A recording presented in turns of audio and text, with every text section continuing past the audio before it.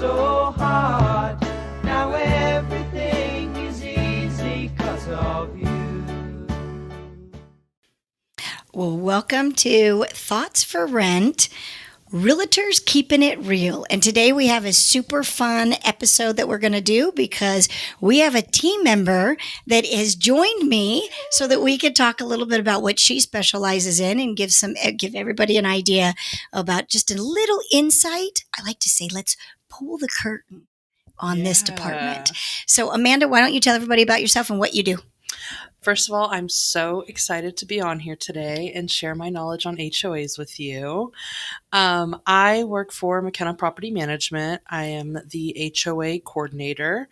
I help homeowners and residents and HOAs all communicate with each other. And I'm kind of the liaison. What is an HOA? An HOA is a Homeowners Association. And do we like them? Yes and no. Okay, tell me why you like them and why you don't like them. So the benefit of having an HOA is they keep the community looking good. And that's like the whole purpose, is to make sure that a community is uniform and everybody's following the rules. And they try to keep it as fair and hold everybody to the same accountability, which I think is good, because then when you're living in an HOA, your neighbor can't just paint their house green or blue.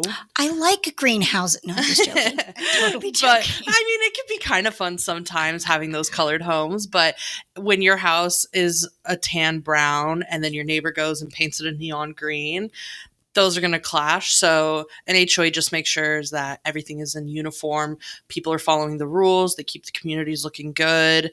And they just hold everybody to accountability. And those rules and regulations, they're well defined at the time that the owner buys the house, correct? It's not like you buy the house and then all of a sudden a month later you find out, oh crap, there's a bunch of rules here. Yeah. So when you purchase the home, homeowners receive their CC&Rs, which is covenant conditions and regulations. And it's a cute, thick packet that's about 50 to 150 pages, and it breaks down how the board works, how the rules within the community works, how the budgeting works, ARC applications, and it just breaks down everything for you. So when you purchase the home, you are provided that packet, so you have every information about the community. And I think that at least they used to do this whenever you would become a new homeowner for any property in an HOA community. Mm-hmm. They encourage the homeowner to become part of the board. So board members, so the actual owners within the community become members of the board. Is that correct? That is correct. Yeah. I believe it is a once a year thing within HOAs where they go through and they do voting for board members. I do receive those. However, unfortunately, renters can't become board members. It has to be homeowners. So they do definitely encourage that homeowners get on the board and participate within the community. And have a say because they have the investment within that community. So get them to talk about what needs to be done. Yep. So that's a little bit about the HOA. And what do you do for McKenna Property Management under the HOA department? What I do is I am the messenger. That gets shot, basically, because everybody thinks I am the HOA. Yeah, that is like a little saying, right? The saying is true. Don't shoot the messenger. Yeah. However, don't shoot Amanda. They get me every single day. I'm a communicator between HOA homeowners and residents, because by law, the HOAs cannot speak to renters. They can only speak to homeowners or legal representatives of homeowners. Okay. And as the property manager, we're considered a legal representative of a homeowner. So And what are some of the things that you're going to be a messenger for? If our resident receives an HOA violation, I communicate to the resident and let them know that they have this HOA violation. They need to correct it. This is how they correct it. And this is the date they need it corrected by, along with sending me photos. And from there, once I get the photos, I then send it to the HOA and I communicate with the HOA. This violation's been corrected. Here's the photo proving that it's been corrected. And I get that violation closed out. Or sometimes we have owner violations, and I contact the owner and I let the owner know, same gist, you have this violation, this date, and then I send the correction photos to the HOA to get that closed out. Other things that I help facilitate with HOAs is the dues. So sometimes we have issues with HOAs where they'll change banking or management companies, and maybe the homeowners weren't made aware of that. So then their auto pays end up defaulting and not working. So the HOA will then send me a notice letting me know that our homeowners have defaulted on They're their dues. supposed to send you a notice. They're supposed to send me a notice, yes. This is a very open wound for me right now as we talk about this. Completely understandable, seeing as we had an incident this week. Should And we share our incidents? I think we should. I think it was a really good learning curve, and it does show the shady side of HOAs. In this case, it definitely shows a shady side. Yeah, I definitely agree. I mean, I hate to think that HOAs aren't doing their part because we rely on them. Mhm. The homeowners that have bought in the community rely on that HOA, and then the management of that HOA. But in this case, I agree with you, Amanda. It was pretty shady. Yes. So this is, long story short, Yep. we have a wonderful owner client, has multiple properties with us, actually has a background in finance, so is very much educated in making payments, keeping everything in line that of what he owes, he pays. Mhm. He had set his HOA payment up on an auto pay. An ACH is what they called it. Yep. And it just so happened that the HOA management decided they no longer wanted to accept ACH payments and stopped in January of 2025. Yep. However, our owner client, love him, he didn't get any of this notification. We, as the property manager, did not get any of this notification. And so on Monday at 4:00 p.m., we got what, Amanda? I got a lovely notice from a lawyer company letting us know that the owner has been sent to collections, and a lien was placed on his home. Yep. Due to the HOA dues not being paid. Because January through May, owner Mhm. thought that because it was coming out of his bank like it did for 5 previous years, he didn't think anything about it. And so therefore, January, February, March, and April, and May were all default. They were all delinquent for the HOA payments. And the lovely HOA decided, the management of the HOA decided to send our owner to collections, which immediately is about a $1,500 cost. Yeah. So Because that's a they hard have, cost. yeah, they have what's called hard costs. So once that file goes over to a collection agency, which is usually hosted by an attorney, it's an attorney firm where usually one attorney will take care of all the collections. There is no way, at least we've never been able to get any of the attorneys to waive those fees. I have once. You have? I have. Okay. Because I was able to provide multiple documentation showing that we had paid, and I couldn't understand why we were sent to collections, and come to find out the HOA was putting the checks on the wrong property. Oh, different unit number or something like that. So the HOA did actually have to eat the fees of that one. That warms my heart because most of the time the attorney's office will not waive fees. Well, in that case, the attorney office didn't waive the fee. The HOA management company had to eat the fee. Yeah. They had to eat. So that my point's still proven that the HOA, that whoever is doing the collections, so that law firm, does not waive those fees. No. So we have this situation where the owner absolutely understands as he goes back and looks at his bank account, he did not notice that he didn't pay the HOAs. and the HOA assessment. So he is in delinquent. I mean, Mhm. he should have paid. And now you've got it sent to an attorney, and the attorney jumps that to $1,500. So his HOAs and late fees of $25 per month turned out to be a little bit over $1,000. But the check that had to be written to the attorney office in order to get the lien released was like close to $2,500.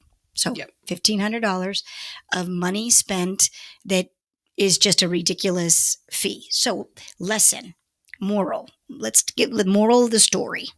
And it could be a lesson. Just because you think money is coming out of your bank account to pay an HOA, it is not to be assumed. You are to check it. You are to call the HOA, because the power that the HOAs have here in Nevada can literally foreclose on your property. So when I was having this conversation with my owner, who I love, he said, I am not going to pay that $1,500. I am not going to do this. I'm just not going to do it. And I had to have the heart to heart that said, if you don't do it, they are going to foreclose on you, and they're going to take your property that's in the ballpark of $450,000, no mortgage on it, $450,000. They will sell it, and then they will pay off all of the debt first, and then they will have the property, and they can do whatever they want with it. So it sucks, but it is what it is. So besides the fact that we heard about this non-payment of HOAs and what happens when they do lien the property because they have that much power, what are some other things that get a little frustrating with the HOA? Communication. Okay.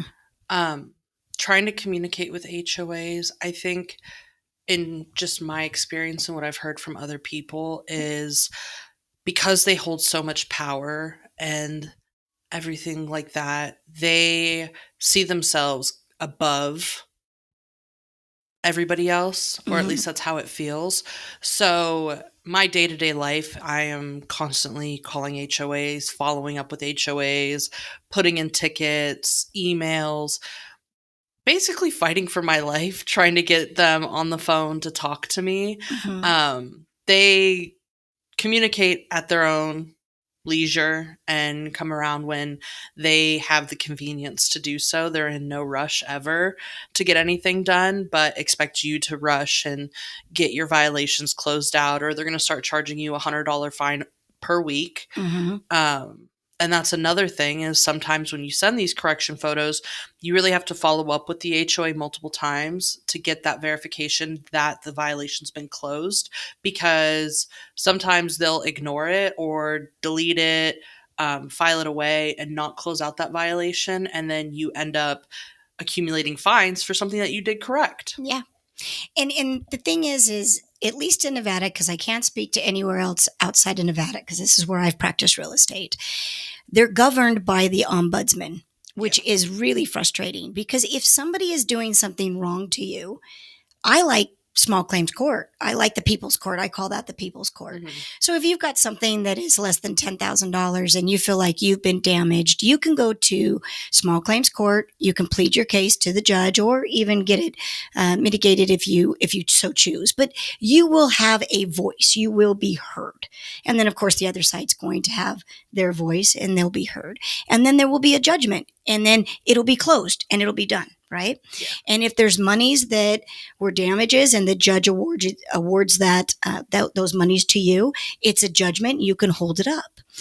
Well, interesting enough, the HOA, even though in the case scenario we talked about, did not follow the NRS 116, section 113 about how you have to notify the person or the address on record, which happened to be our address, our office address, with some form of certificate mail to proof of mailing. They didn't do it. They also said they sent out 5 emails to the owner, which they cannot prove that they actually did. I would like to be able to take that HOA management company to court, because they caused $1,500 worth of damage, right? Yep. Can't. Monies will not be discussed under an HOA board or an HOA management company in small claims court. They will kick it out. You have to go to the ombudsman. You have to have a hearing. And then from there, depending on how that hearing goes, then you can move forward. Now, Amanda, who in their right mind has time to do all of that over $1,500? Nobody. So they win just because they make sure that they have that opportunity of making it to where nobody wants to fight that battle. Yeah. And it's not just the $1,500. If you were to take them to court, you have to kind of hope and pray that your lawyer fees are covered as well if you were to win. And that's if you were to win. And in this case, unfortunately, listeners, because my owner did not pay his required association fee, which is documented at the time that you close escrow. So it is absolutely a fee that you should be making sure you're paying. The judge more than likely would not have awarded attorney fees for us because our owner was in the wrong. Now, did the HOA not handle it correctly? Yes. But as far as going to court to get that $1,500 removed from the attorney, we would have lost more than likely. Yeah. And that's the really unfortunate part, is that HOAs aren't being held as accountable as they should be. I agree. They have this ombudsman that's supposed to hold the HOAs accountable and make sure that they're doing the proper protocol, but they find loopholes around it. Yep. Such as your owner didn't pay his dues, so he's in the wrong. And how many HOAs are in Las Vegas that the ombudsmen have to supervise? I mean, it's just too much. It's too big of an entity for one little group over here to make sure that they're following the rules and regulations. Vegas is definitely a HOA-friendly city. Yeah, absolutely. So, well, I love it when we... as a messenger, you message to the resident, hey, your garbage cans have been left out longer than they should. And why in heaven's name do they not learn from that mistake? Why is it month after month after month that you have to continue to be a messenger for them? You know, accidents happen, and I definitely realize that with HOAs. There are some where you can't make excuses for them because their garbage cans are on the side of their house and they're clear as day. You could see them from the street. But I understand that, like, sometimes people get busy and say, because you have a 12-hour period on garbage day. Okay. You can put your garbage cans out 12 hours prior, and they have to be back in 12 hours post garbage pickup. So I do understand that sometimes people get busy. You might go out for food or something after work and you just can't get back to your garbage cans right away. And the HOA, they come by, especially on garbage day. And let's be honest, it's not the HOA manager that walks the neighborhood.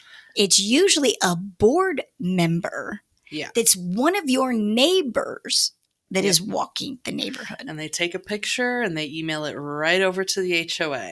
Yeah. Well, this is interesting. So our HOA is it's a very important part of property management. And for those of you that are self-managing, you want to make sure that you are on top of your HOA, that you're on top of making sure that if there are any violations, you get them closed exactly how Amanda talked about making sure that you've got that proof, send in the photos, get that, closing, what's it called? The violation closure notice or something like that. Confirmation of closing. So it's just one of those things that you think is not that big of a deal, but trust me, it is.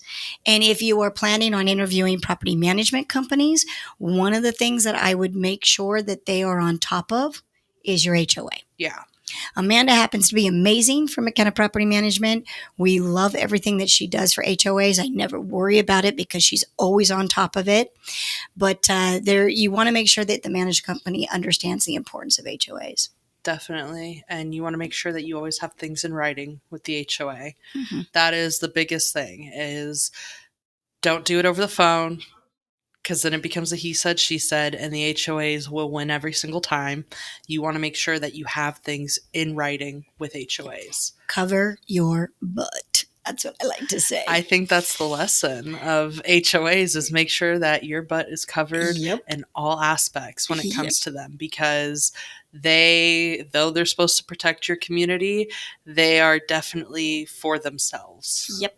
I agree. Well, we kept it real today, didn't we, Amanda? I think we did. I mean, unfortunately, it's not the pretty side that people want with HOAs, though your community looks beautiful. There's a lot of underlying shady things that go on within it. But the way to stay away from the shady things is pay your HOA on time. Pay your HOA on time, pull your weeds, put your trash cans away. Be a good neighbor. Yeah, Be a good neighbor. Let your property stand out to be a nice, well cared for property. More than likely, your HOA will stay off your butt. Yeah. Okay, I cool. definitely agree. Well, that is our show today. Thank you, Amanda, for being on it. Of course. Thanks for having me. You are very welcome. And this is Thoughts for Rent. If you have any suggestions or you want us to talk about certain things, please feel free to let us know. We are always open for suggestions. And that's about it for today. Have a great day. Have a good one. Oh, there you go. Sound good? Okay, good. I'll pass over to Ireland. Here you go, kid. Thanks, Pops.